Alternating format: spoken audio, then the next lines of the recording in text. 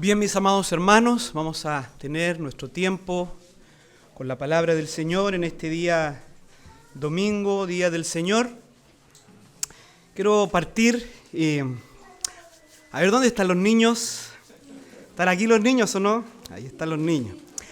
A ver, niños, cuéntenme, ¿cuáles son algunas de las palabras que más les escuchan decir a sus padres, las que más se repiten? A ver, Lucy. Amén. Ah, ya, sí, no. Otro nivel, ¿no? Otro nivel. No, me refiero a que los padres le digan a ustedes, hacia ustedes, relacionándose con ustedes, ¿qué más les escuchan decir a sus padres hacia ustedes? A ver.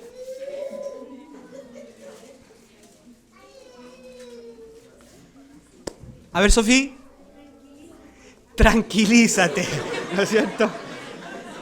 Y probablemente los padres repiten mucho esa palabra, ¿no es cierto? Tranquilízate. La gracia dice obedecer, mire, es lo que más se escucha de los padres, ¿no es cierto? Que obedezcan. Bueno, estoy seguro que en la edad de la gracia, de la Esther, ¿no es cierto? De la Trini, ¿no es cierto? Del Aarón, probablemente la palabra que ellos más escuchan de nosotros, que más se repite es no, ¿no es cierto? O no lo hagas, detente, ¿no es cierto? Bueno, la verdad, mis hermanos, es que nosotros como padres utilizamos la repetición y comúnmente nosotros repetimos las cosas que necesitamos y que consideramos importantes para nuestros hijos, ¿no es cierto? Y nosotros repetimos. Este es un método que también lo encontramos en la palabra del Señor. Cuando Dios quiere enfatizar algo, lo repite. Era un método también de enseñanza en la cultura hebrea. Si usted hace memoria, hay algunos eventos importantes en la Escritura que se repiten, ¿ya? Por ejemplo, los 10 mandamientos, ¿no es cierto? Lo encontramos en Éxodo 20 y después lo encontramos en Deuteronomio y varios acontecimientos en el Antiguo Testamento lo encontramos en distintos lugares. Eso no es un error de los escritores, no es una descoordinación, es que Dios lo ha querido así. Dios en su soberanía y en su inspiración ha guiado a que hayan eventos que se repiten. Bueno, todo nuestro pasaje de hoy es prácticamente la repetición de lo que ya hemos estudiado los domingos pasados.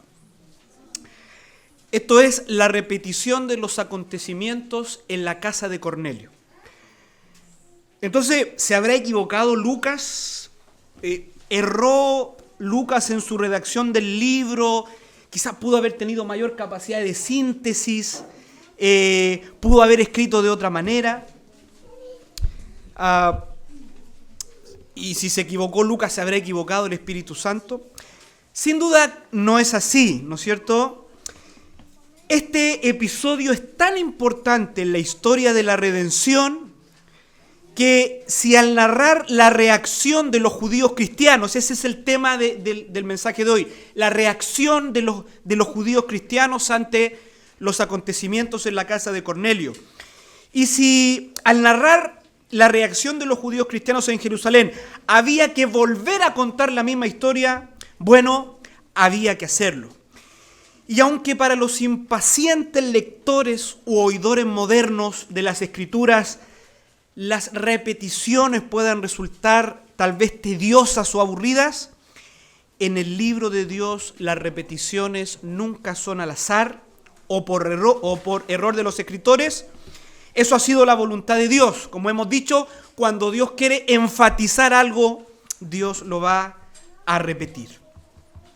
Le doy otro dato para que entendamos que la repetición prácticamente del capítulo 11, de lo que ya se ha dicho en el capítulo 10, no es algo azaroso, no es algo, digamos, algún error. Le doy otro dato. Se calcula que el libro de Hechos se escribió en un rollo de pergamino de unos 10 metros. No era fácil conseguir pergaminos en el mundo antiguo, solo algunos tenían acceso tanto a la escritura como a la lectura y como a los materiales de escritura.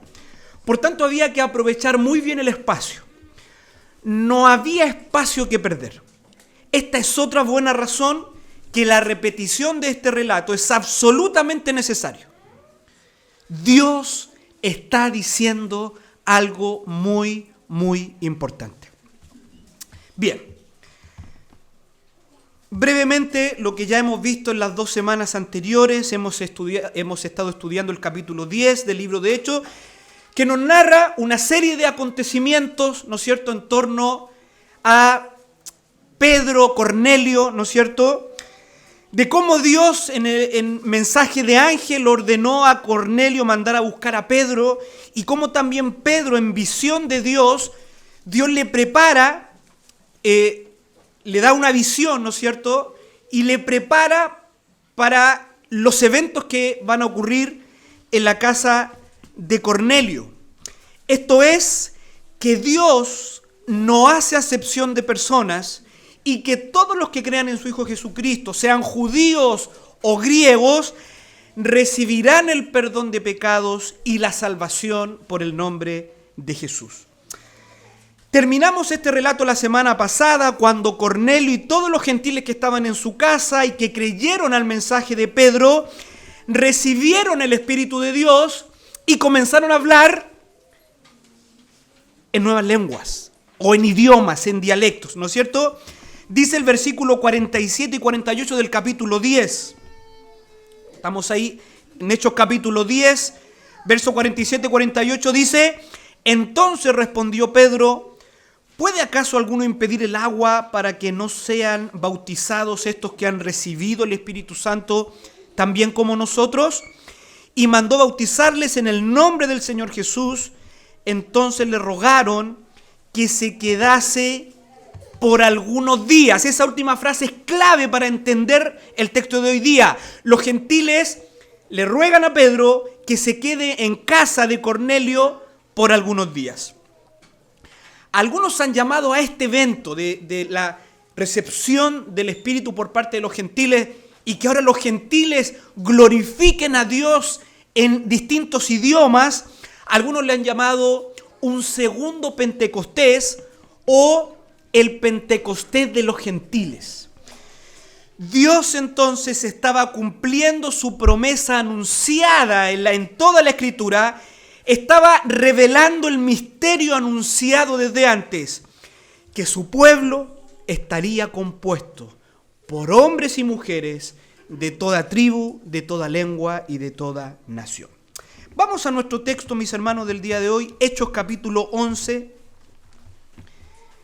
Hechos capítulo 11, del verso 1 al verso 18. Evidentemente no voy a entrar en elementos que ya hemos visto con nuestro pastor Daniel las semanas anteriores. Me enfocaré en algunos elementos nuevos que podemos ver aún en la repetición de la narración. Hechos capítulo 11, verso 1 al 18. Dice así la palabra del Señor.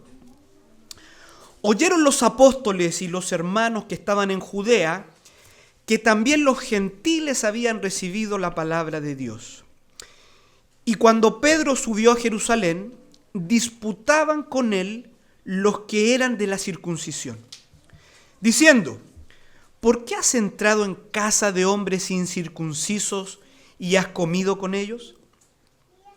Entonces comenzó Pedro a contarles por orden lo sucedido, diciendo: yo estaba en la ciudad de Jope orando y vi en éxtasis una visión, algo semejante a un gran lienzo que descendía, que por las 4 puntas era bajado del cielo y venía hasta mí. Cuando fijé en él los ojos, consideré y vi cuadrúpedos terrestres y fieras y reptiles y aves del cielo. Y oí una voz que me decía: levántate, Pedro, mata y come. Y dije: Señor, no, porque ninguna cosa común o inmunda entró jamás en mi boca.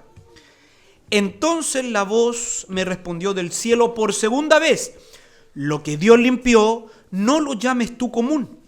Y esto se hizo 3 veces, y volvió todo a ser llevado arriba al cielo. Y he aquí, luego llegaron 3 hombres a la casa donde yo estaba, enviados a mí desde Cesarea. Y el Espíritu me dijo que fuese con ellos sin dudar. Fueron también conmigo estos 6 hermanos, y entramos en casa de un varón, quien nos contó cómo había visto en su casa un ángel que se puso en pie y le dijo: envía hombres a Jope y haz venir a Simón, el que tiene por sobrenombre Pedro. Él te hablará palabras por las cuales serás salvo tú y toda tu casa. Y cuando comencé a hablar, cayó el Espíritu Santo sobre ellos también, como sobre nosotros al principio. Entonces me acordé de lo dicho por el Señor cuando dijo: Juan ciertamente bautizó en agua, mas vosotros seréis bautizados con el Espíritu Santo. Si Dios pues les concedió también el mismo don que a nosotros que hemos creído en el Señor Jesucristo, ¿quién era yo que pudiese estorbar a Dios? Entonces, oídas estas cosas, callaron y glorificaron a Dios diciendo: de manera que también a los gentiles ha dado Dios arrepentimiento para vida. Permítanme tener una palabra de oración, mis amados hermanos. Oh Señor, Dios Padre, tu palabra santa ha sido leída en esta mañana, Señor. Y queremos pedirte a ti, el Dios de toda gracia, el Dios de toda misericordia, el Dios que habita en medio de su pueblo y aún de una manera especial en este día santo, en este día apartado para la adoración y para el descanso espiritual. En este día, Señor, háblanos, enséñanos, instrúyenos, corrígenos, pero también fortalécenos, Señor, a través de tu santa y preciosa palabra. Oh Señor, yo reconozco que nada soy, que en mí nada hay que yo pudiese aportar en esta obra espiritual. Pero si tú me tomas como instrumento en tus manos y sea tu voz hablando a tu pueblo, oh Señor, que así sea, y sin duda tu pueblo se verá muy beneficiado y muy fortalecido. Señor amado, usa mi vida, habla a tu iglesia en esta mañana y permítenos, Señor, permítenos a todos nosotros recibir tu palabra con diligencia, con seriedad, y permítenos atesorarla en nuestras vidas de tal manera que la podamos poner por obra. Te lo pedimos todo esto en el nombre de nuestro Señor Jesucristo. Amén y amén. Bien, podríamos titular este texto como la reacción en Jerusalén. La reacción en Jerusalén. ¿No es cierto? Vamos a ver la manera en que los cristianos en Jerusalén, judíos cristianos, van a recepcionar, van a recibir los acontecimientos que habían sucedido en Cesarea, ¿no es cierto?, en la parte costera de Judea, y de qué manera ellos van a tomar lo que ha acontecido en la casa de Cornelio. Dice el versículo 1, oyeron los apóstoles y los hermanos que estaban en Judea que también los gentiles habían recibido la palabra de Dios. Aquí, mis hermanos, tenemos una construcción gramatical, unas palabras muy parecidas que están en otro lugar del libro de los Hechos. Esto es en capítulo 8, verso 14. ¿Y qué está sucediendo ahí en verso 8, verso 14? Se nos relata el primer reporte acerca de lo que estaba sucediendo en Samaria, acerca de la conversión de los samaritanos. Ahora Lucas, ahora en Hechos 11, nos cuenta lo que oyeron los apóstoles acerca de los sucesos acontecidos en Cesarea, en la casa de Cornelio. Sin duda, el paralelismo entre los términos identifica ambos acontecimientos como transiciones cruciales en la expansión étnica del Evangelio. Primero, se había incluido a los creyentes samaritanos, a la comunidad de los creyentes, pueblo que, aunque pariente étnico con los judíos, eran rechazados por esto, por su sincretismo racial y cultural y religioso. Y ahora, en el caso del reporte que llegaba de Cesarea, ahora se añadía a los gentiles incircuncisos, pueblo despreciado y detestado por los judíos, pero que ahora también Dios estaba añadiendo a su pueblo. Bien, las noticias de la conversión de los gentiles a la fe de Jesucristo había llegado más rápido a Jerusalén que el propio Pedro, ¿no es cierto? Al parecer, la iglesia primitiva también había algo así como el correo de las brujas, ¿no es cierto?, donde llegaban noticias antes de lo que deberían.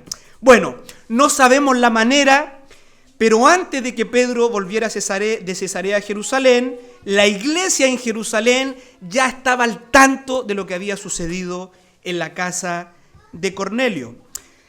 En realidad vemos que los apóstoles están muy pendientes de lo que está ocurriendo, ¿no es cierto? Si vamos a capítulo 8, cuando en Samaria también están ocurriendo eventos, van allá los apóstoles a supervisar. Aquí ellos ya saben lo que ha ocurrido. Vemos también una supervisión también de los apóstoles acerca de lo que está pasando con la obra del Señor. Dice el verso 2 y 3, y cuando Pedro subió a Jerusalén, disputaban con él los que eran de la circuncisión, diciendo, y de esta manera confrontaron a Pedro, y de esta manera acusaron a Pedro. ¿Por qué has entrado en casa de hombres incircuncisos y has comido con ellos? Se fija que terminamos capítulo 10, Pedro va a pasar unos días en Cesarea. ¿Ya? Cesarea, ciudad costera, ¿ya? Probablemente, ¿no es cierto?, la playita, lo invitaron, no es malo, unos días, ¿no es cierto? Bueno, ahí estaba Pedro, ¿ya? Y estuvo, probablemente no sabemos, pero estuvo varios días, y este grupo y aquí es importante decirlo, estos son creyentes, ¿ya? Lucas va a hablar de los de la circuncisión, pero todavía no son los de la circuncisión que vamos a ver en las cartas, que esos ya son opositores deliberados al Evangelio. Estos son, todo el contexto lo indica, todos los autores que consulté lo indican, son creyentes, cristianos, judíos, pero que, ¿no es cierto?, están aún en esa transición entre el judaísmo, llamémoslo así, y la fe cristiana. Entonces, aquí tenemos la reacción de los creyentes en Jerusalén, que hasta este punto eran todos judíos cristianos, y al parecer esto de la circuncisión es un grupo de creyentes que Lucas le llama de la circuncisión, los que comenzaron a discutir con Pedro acerca de lo sucedido en Cesarea. ¿Quiénes eran estos de la circuncisión? En esta narración son cristianos judíos que creen que la circuncisión, o que todavía creen que la circuncisión, es decir, la incisión en la carne, es un requisito para todo aquel que desea identificarse con el pueblo de Dios. En este caso, identificarse como seguidor de Jesús. Ellos todavía, en este punto, siguen creyendo que la ley de Moisés más Jesús. La circuncisión más la fe en Jesús. ¿Y qué es lo que les preocupó a estos creyentes y les llevó a disputar con Pedro? Que la estancia de Pedro varios días en la casa de un gentil le habría expuesto a alimentos legalmente inmundos y otras prácticas gentiles paganas. Y esto constituía una clara violación de las leyes alimenticias y ceremoniales del Antiguo Testamento. Por ahora, ¿no es cierto?, voy a tomar este punto en la aplicación. Por ahora solo decir que no deja de llamar la atención que a estos creyentes les preocupaba mucho más esta situación que la gloriosa noticia que los gentiles estén creyendo, ¿no es cierto?, en la palabra de Dios. Ellos estaban mucho más preocupados de qué había hecho Pedro en la casa de los gentiles. Gentiles que no tenían ninguna separación entre comidas inmundas o no, gentiles que no tenían ningún tipo de ceremonia de lavado de manos, por ejemplo, y que Pedro probablemente había incurrido en estas prácticas al estar con ellos varios días en su casa. Esa era la preocupación de estos creyentes. Ahora bien, antes de fruncir la frente contra estos cristianos judíos, necesitamos recordar que hasta los acontecimientos de la casa de Cornelio, el evangelio se seguía moviendo entre contornos marcadamente y estrictamente judíos. Si bien es cierto, el evangelio ha avanzado a Samaria y a otras partes de Judea, y también ya tenemos este antecedente, por ejemplo, de este etíope que muy probablemente era un prosélito judío, el evangelio se seguía predicando y recibiéndose exclusivamente entre comunidades judías y entre prosélitos judíos. La idea de que el evangelio correría por regiones gentiles y sería recibido por los gentiles es una idea que los creyentes judíos aún no terminan de comprender. Ni aún los apóstoles comprenden en su totalidad. Por algo tenemos capítulo 10. Dios tiene que tratar con Pedro, el líder, y hacerle entender esta situación. Entonces, ni aún los apóstoles comprenden en su totalidad. Tal era el caso que Dios tuvo que intervenir de una manera sobrenatural y mostrarle a Pedro en visión que no llame impuro lo que Dios ha limpiado, y tuvo que llevarlo a casa de Cornelio y tuvo que mostrarle con evidencia ciertísima cómo los gentiles estaban recibiendo la palabra de Dios y cómo el Espíritu Santo era derramado sobre ellos también. ¿Y cuál era esa evidencia ciertísima que Pedro observó con sus propios ojos y lo cual no había ninguna duda de que estos creyentes gentiles estaban recibiendo el Espíritu Santo? Que los gentiles glorificaban a Dios en diversos idiomas.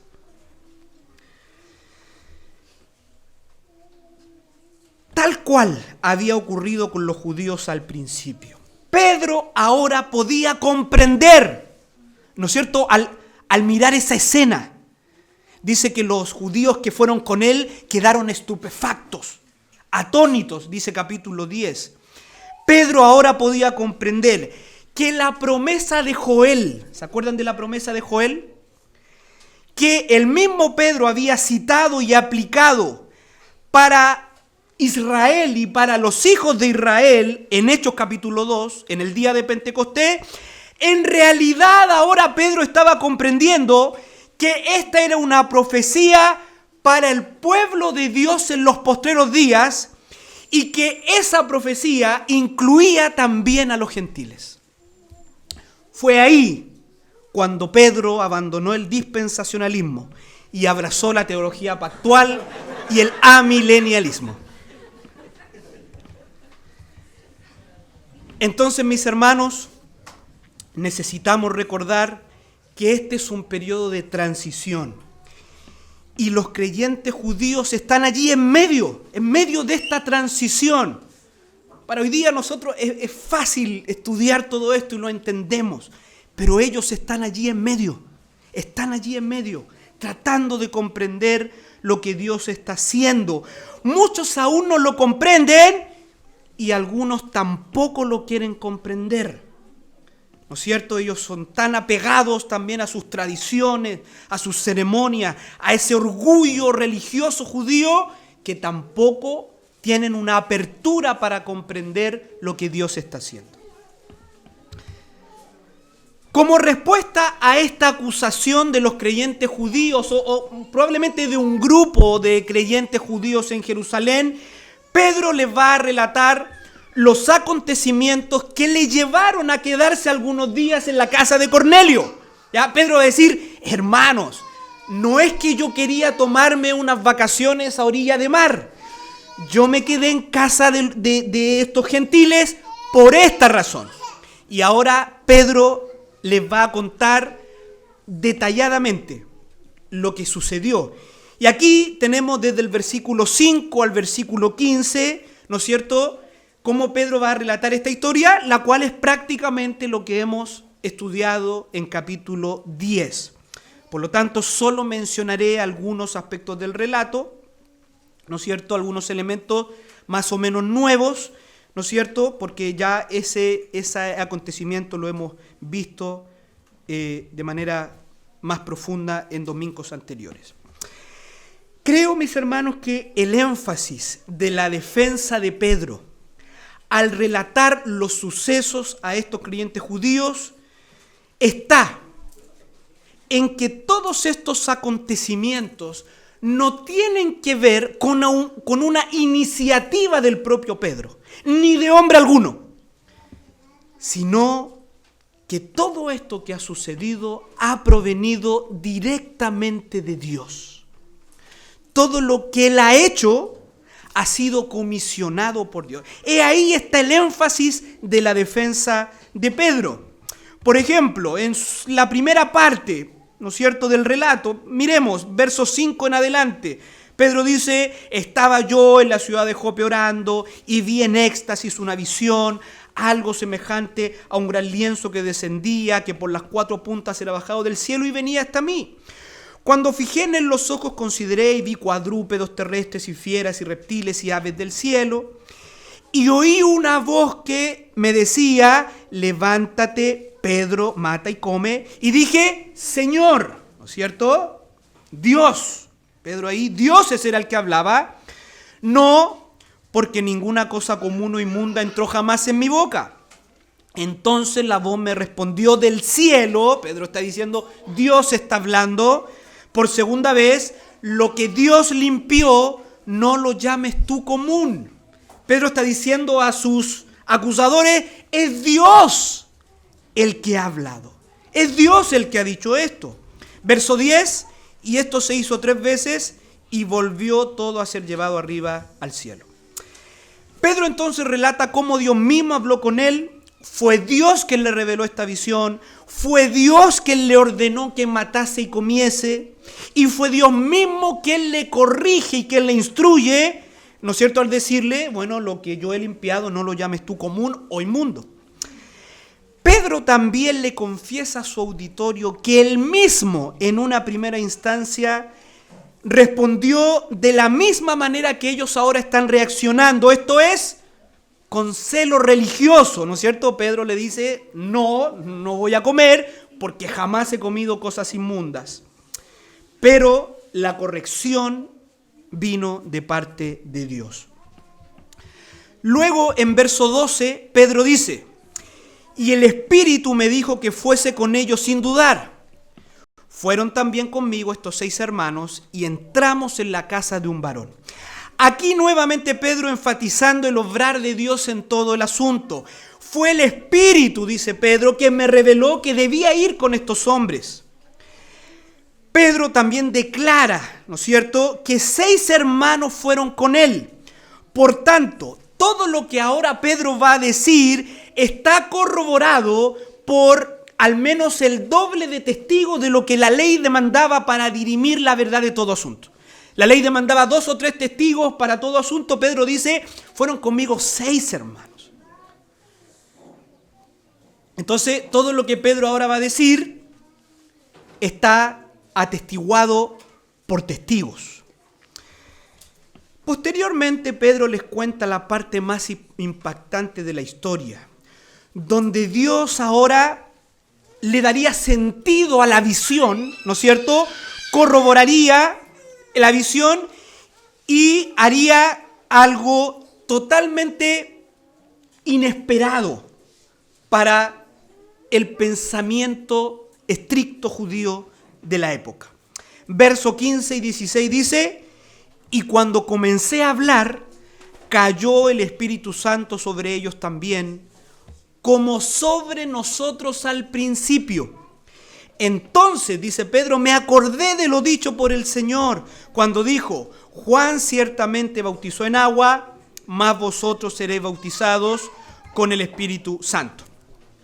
Atención aquí, mis hermanos, ruego toda su atención en esta parte. Pedro deja muy en claro que en su reporte que lo que experimentaron estos hombres gentiles fue la misma experiencia que los judíos creyentes habían experimentado algunos años atrás, en el día de Pentecostés. El mismo espíritu que fue derramado en aposento alto sobre estos 120 discípulos fue derramado sobre los gentiles en la casa de Cornelio. Pedro dice, el Espíritu Santo cayó sobre los gentiles de la misma manera que cayó sobre nosotros en el día de Pentecostés. ¿Qué está diciendo ahí Pedro? Esto es con la evidencia de glorificar a Dios en diversos idiomas, en diversas lenguas. Y aún más, Pedro relaciona este acontecimiento, esto es algo que no está en el relato original. Pedro aquí les comparte lo que él pensó en el momento que él vio a estos gentiles hablando en lenguas. Entonces, Pedro relaciona estos acontecimientos con la promesa que se cumplió en Pentecostés. Promesa que Jesús mismo había hecho a sus discípulos justo antes de su ascensión. Esto es, y atención aquí, la promesa de ser bautizados con el Espíritu Santo. De esta manera, Pedro enfatiza que lo que está sucediendo con los gentiles no es algo nuevo o distinto, sino que el mismo obrar del Espíritu de Dios que había obrado en ellos, creyentes judíos, está ahora obrando entre los gentiles. Ahora bien, mis hermanos, este es un buen lugar, es un buen momento para reafirmar algunas cosas con respecto a la obra del Espíritu Santo y con respecto a algunos conceptos, ¿no es cierto?, que de pronto se presentan de manera confusa, aún de pronto entre nosotros. Pongan atención, por favor. Mire, nótese que en su informe en el versículo 15, Pedro dice que el Espíritu Santo cayó sobre los gentiles como cayó sobre ellos, ¿cuándo? Al principio. Desgranemos un poquito ese texto. ¿Quiénes son ellos? ¿En quiénes se derramó el Espíritu Santo al principio? Los 120. ¿Quién eran los 120? ¿No es cierto? Discípulos, creyentes, todos ellos judíos. ¿No es cierto? Creyentes judíos. Ahí estaban los apóstoles, mujeres seguidoras de Jesús. ¿A qué principio se refiere? Al principio. ¿A qué principio se refiere? A Pentecostés, al día de Pentecostés. ¿Cómo cayó el Espíritu el día de Pentecostés y cómo cayó en la casa de Cornelio? ¿A qué se está refiriendo Pedro con esta similitud? Cayó sobre nosotros, igual como cayó sobre los gentiles, igual como cayó sobre nosotros al principio. ¿A qué se está refiriendo específicamente? ¿No es cierto? Se está refiriendo a la evidencia sobrenatural de hablar en lenguas. Esto es glorificar a Dios en distintos idiomas. Siempre tenemos que hacer el énfasis, no en sonidos extraños, no en balbuceos sin sentidos, en idiomas corroborables, idiomas que existían. En capítulo 2 creo que tenemos unos 17 idiomas o 17 pueblos que identifican que los judíos cristianos allí hablaban en idiomas que ellos podían comprender. Los comentaristas dicen que estos sucesos de la casa de Cornelio y el reporte de Pedro ocurrió varios años después de Pentecostés. Algunos hablan de al menos 10 o 15 años después. Es decir, lo que estamos estudiando ahora, estos acontecimientos, Cornelio, Pedro, el reporte de Pedro, ocurrieron unos 10 a 15 años después de Hechos capítulo 2, después del día de Pentecostés, donde descendió el Espíritu Santo. Ahora, mis hermanos, ¿qué nos enseña así como de pasadita todo esto? que la experiencia de recibir al Espíritu Santo con la evidencia de hablar en lenguas solo había ocurrido el día de la venida del Espíritu Santo, el día de la inauguración, del día donde Él viene. ¿Y cuándo ocurrió eso? En el día de Pentecostés, como relata Hechos capítulo 2. Es decir, posterior a esa experiencia fundacional, la recepción por parte de los nuevos conversos del Espíritu Santo no iba acompañada necesariamente con esta evidencia de hablar en lenguas. No iba acompañada. ¿Por qué soy tan categórico en decir esto? Porque, ¿qué es lo que dice Pedro? Pedro se remonta al principio. Y cayó en los gentiles de la misma manera como cayó sobre nosotros al principio. Y según si rastreamos la cronología, habían pasado unos 10 o 15 años del suceso en Pentecostés. Hermanos, Pedro no tenía otro ejemplo de creyentes hablando en lenguas, sino solo lo que había sucedido al principio, el día de Pentecostés. Mire, abordemos esto de otro lado. Si la experiencia de hablar en lenguas hubiera sido tan normal entre los creyentes del primer siglo, o de los que recibían, o de los que eran bautizados con el Espíritu Santo, entonces Pedro hubiera dicho algo como lo siguiente: bueno, cayó el Espíritu Santo sobre ellos como comúnmente cae sobre los que entre nosotros reciben o creen en el Señor. Pero Pedro no dice eso. Pedro se remonta al principio. Eso nos deja ver que no era una experiencia normal, natural, ordinaria, que cuando alguien creía se ponía a hablar en lenguas. Pedro se tiene que remontar al principio para decir, así como cayó el día de Pentecostés, también vi a los gentiles. Es decir, 10 o 15 años en la iglesia primitiva, que la experiencia de hablar en lenguas no era algo normal. Hermanos, ¿no es cierto?, es ineludible que Pedro está hablando de Pentecostés cuando él se refiere al principio. Los creyentes gentiles habían recibido el Espíritu de la misma manera que los creyentes judíos en Pentecostés, esto es, con la evidencia de hablar en lenguas. Esto era una experiencia puntual y extraordinaria. En 10 o 15 años Pedro no tiene ejemplos con qué comparar lo sucedido en la casa de Cornelio. Él solo lo puede comparar con Pentecostés.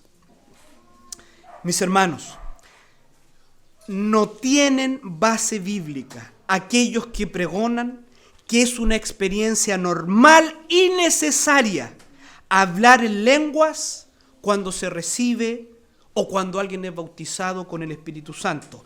Al menos no en el libro de Hechos. Esta fue una experiencia excepcional y con propósitos puntuales y extraordinarios. ¿Ya? No tengo aquí el tiempo, pero usted puede estudiar cuál fue el propósito, ¿no es cierto?, de las lenguas, pero al menos sabemos que no era una experiencia normal o necesaria, sino que era muy puntual y muy extraordinaria. En otro tema, pero relacionado, ¿no es cierto?, de lo que estamos hablando, en otro tema acerca del, a estas alturas, ya famoso bautismo con el Espíritu Santo, que es una preciosa doctrina bíblica, pero que ha sido tan tergiversada en el último siglo de la historia de la Iglesia. Permítanme unos minutos para referirme a esto. Vea nuevamente el verso 16, que dice, entonces me acordé de lo dicho por el Señor cuando dijo, Juan ciertamente bautizó en agua, mas vosotros seréis bautizados con el Espíritu Santo. ¿Cuándo se cumplió esa promesa? ¿Cuándo los creyentes fueron bautizados con el Espíritu Santo? En Pentecostés, ¿no es cierto? Hechos capítulo 2, el día de Pentecostés. Ahora bien, si usted lee todo el capítulo 2 de Hechos, no va a leer en ninguna parte que los creyentes fueron bautizados con el Espíritu Santo. No está allí. ¿Cómo sabemos que ocurrió ese día? Bueno, por lo que Pedro está diciendo ahora. Pedro está citando la promesa del Señor de ser bautizados y Pedro está diciendo, esto se cumplió en el día de Pentecostés, al principio.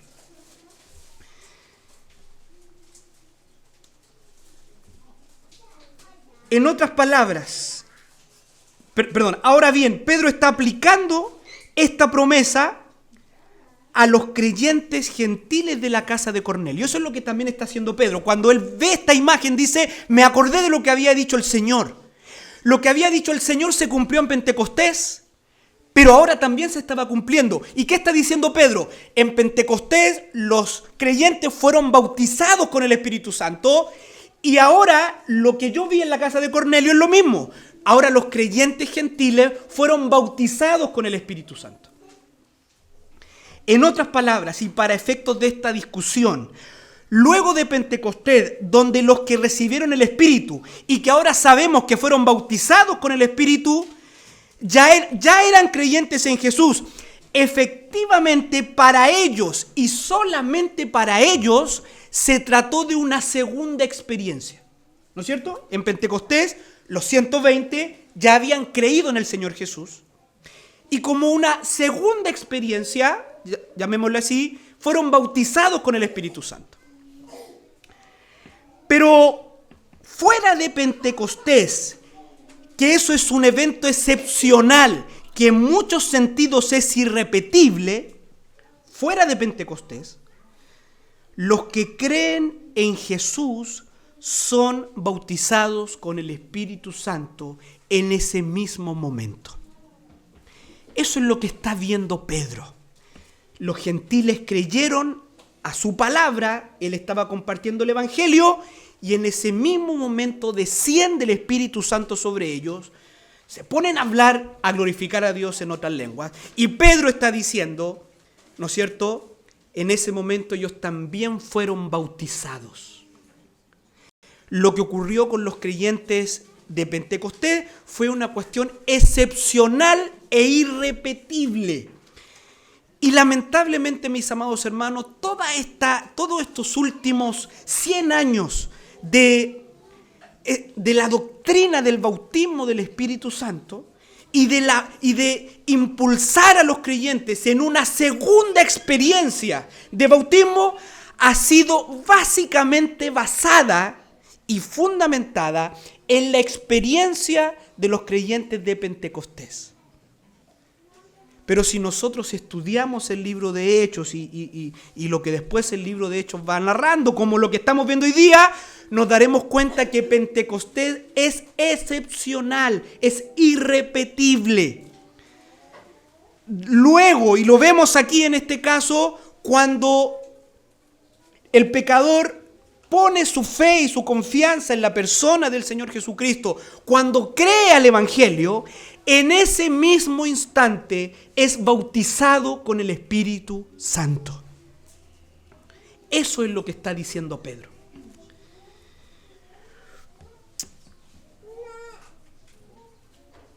Erran, mis amados hermanos, erran entonces los que llaman a los creyentes a buscar el bautismo del Espíritu como una segunda experiencia distinta a la conversión. Recibimos y somos bautizados por el Espíritu cuando confiamos en el Señor Jesucristo como nuestro Señor y Salvador. Esa es la doctrina. Ahora bien, por su carácter narrativo, en ninguna parte del libro de Hechos nos enseña cuál es el propósito específico del bautismo con el Espíritu Santo. A ver, mis hermanos bautistas, ¿cuál es el propósito del bautismo con el Espíritu Santo? ¿Sabe usted cuál es el propósito específico? Amén, ¿no es cierto? El apóstol Pablo, inspirado por Dios, nos los va a decir. Búsquelo, por favor. Primera de Corintios, capítulo 12. Primera de los Corintios, capítulo 12, versículo 13.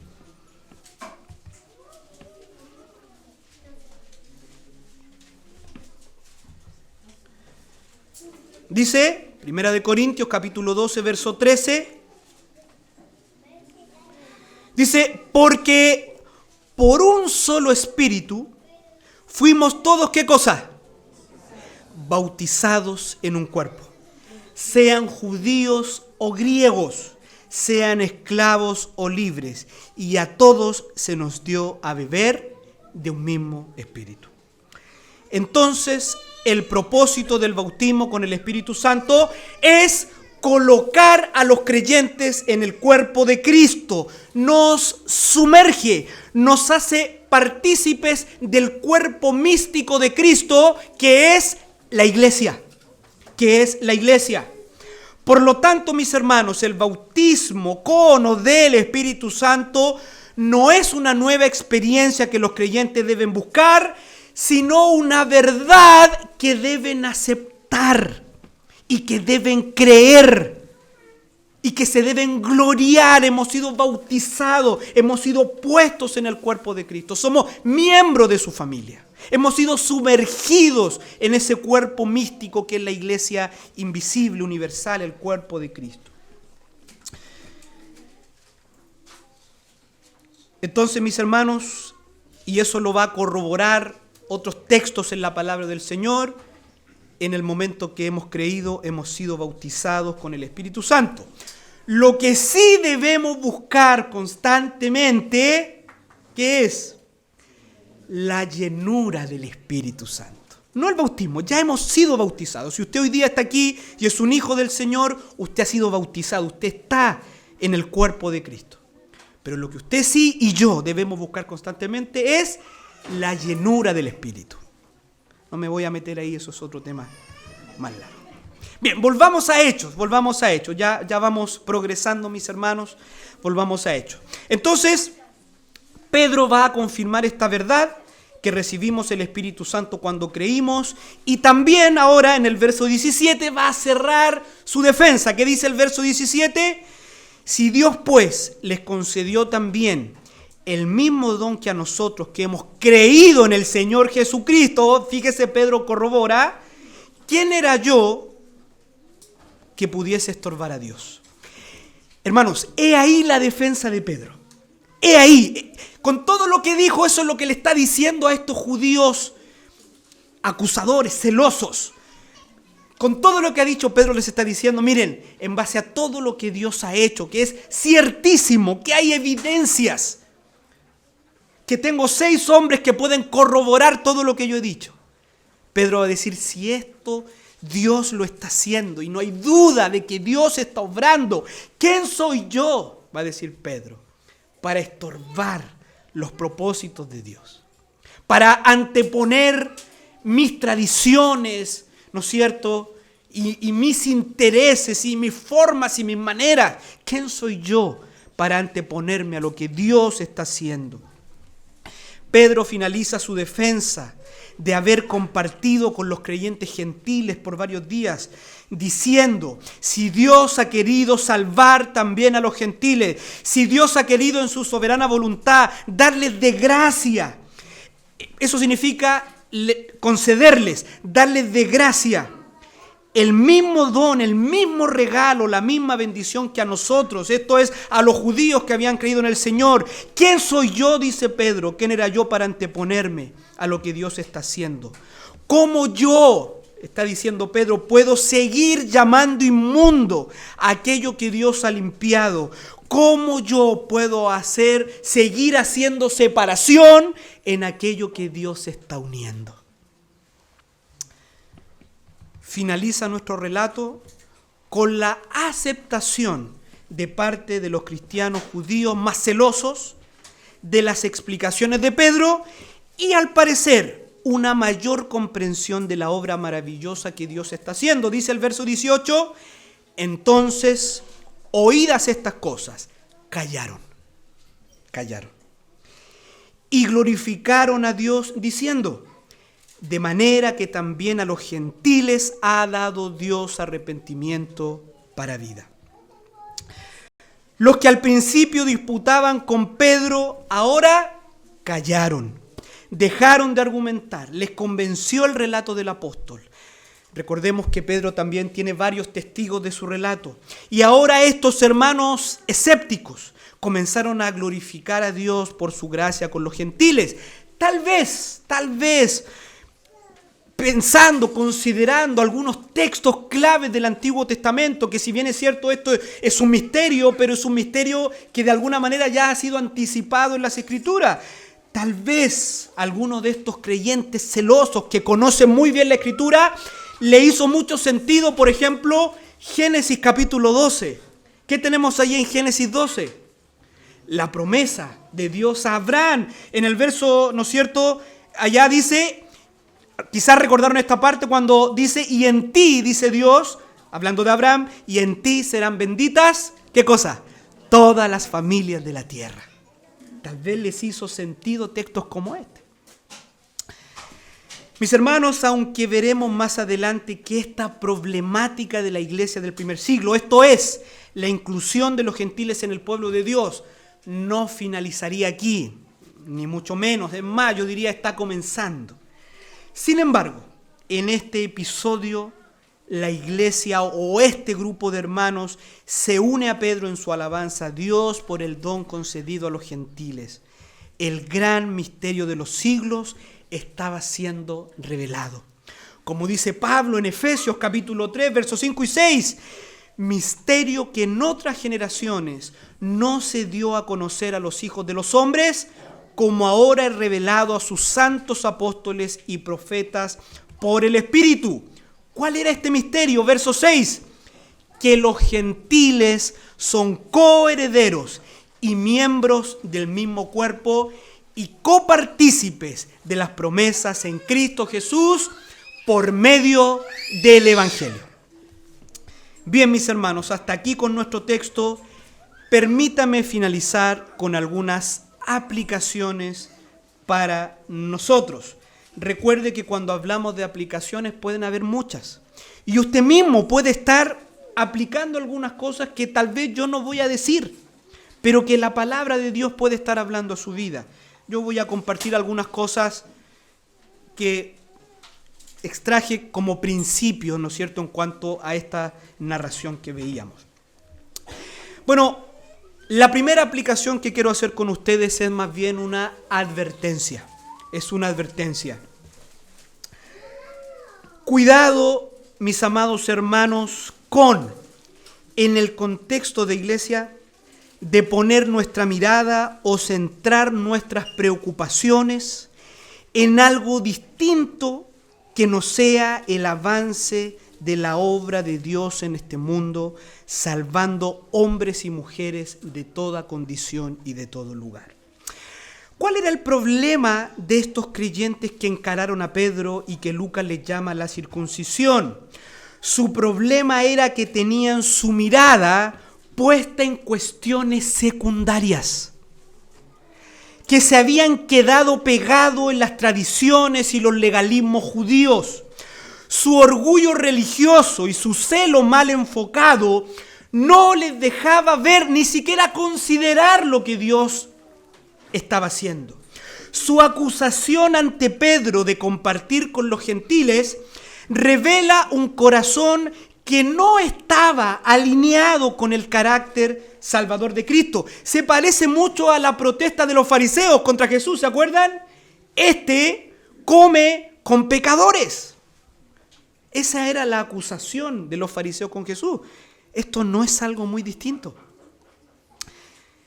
Mire, ni siquiera estos creyentes estaban considerando algunas de las enseñanzas de nuestro Señor, por ejemplo, en Mateo 15, y ya anunciando la pronta caducidad de las leyes alimentarias de los judíos, Jesús enseñó: no lo que entra en la boca contamina al hombre, mas lo que sale de la boca, esto contamina al hombre.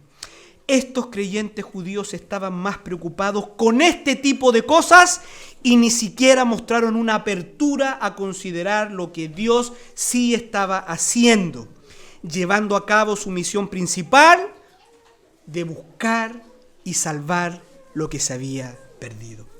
Cuidado, amada iglesia, Cuidado con darle mayor importancia a las cosas secundarias que a nuestra misión principal.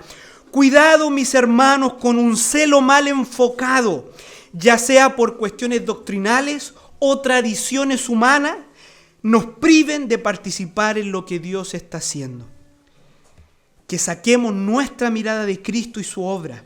Cuidado, mis hermanos, con estar tan ocupados en algún ministerio eclesiástico que descuidemos al Dios que nos dio ese ministerio y descuidemos a las personas a quienes estamos sirviendo a través de ese ministerio.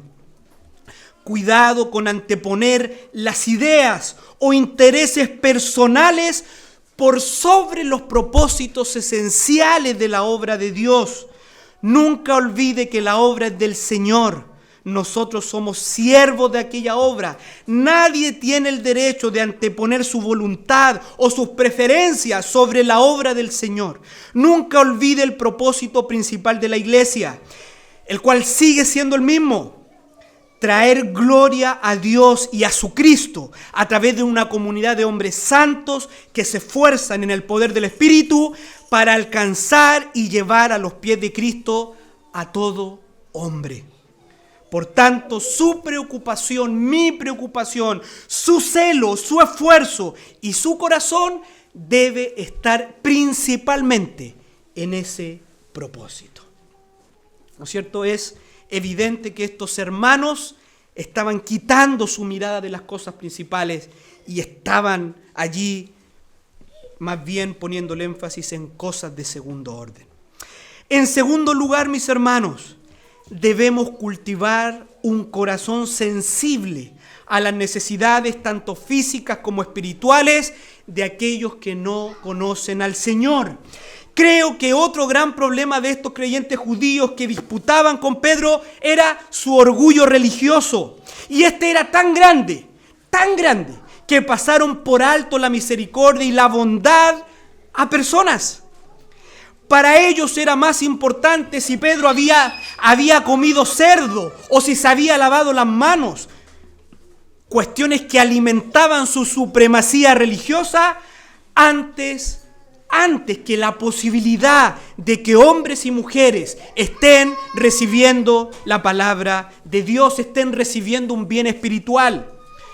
Y yo pregunto, ¿y nosotros, mis hermanos?